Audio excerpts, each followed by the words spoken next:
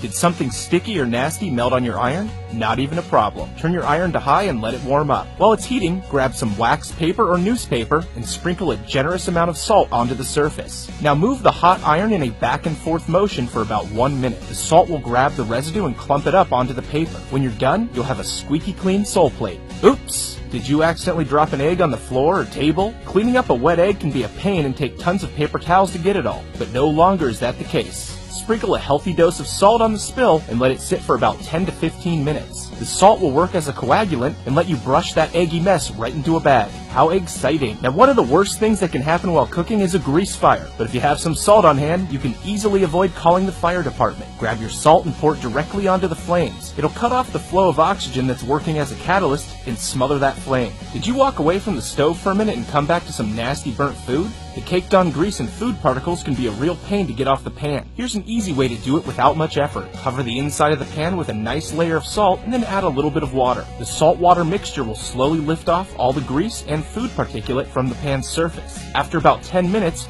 you can simply wipe away the debris and move on with your life. Now, maybe after wiping that pan up, you got your sponge a bit nasty. Salt to the rescue once again. Just as the grease was lifted from the skillet, it'll work the same way with the sponge. Fill a container with about 2 cups of water and then sprinkle and dissolve about 1/4 cup of salt directly into it. Place your sponge in and leave it overnight. When you grab it in the morning, it'll leave all the nastiness behind and your sponge again is ready for prime time. Now, what about those hard to clean bathtub stains? Sometimes Comet and Ajax just won't cut it, so here's what we do. Check your garage for some turpentine and mix it with an equal amount of salt. Here I did about 1 cup of both. Now put on some safety gloves and make sure a window's open. This stuff stinks. Stir the mixture and dissolve as much salt as you can. Now apply the abrasive salt and turpentine potion directly to a sponge and start scrubbing away. After just a minute or so, you'll see those pesky stains lifting off and leaving you with a beautiful porcelain finish. Ah, shiny.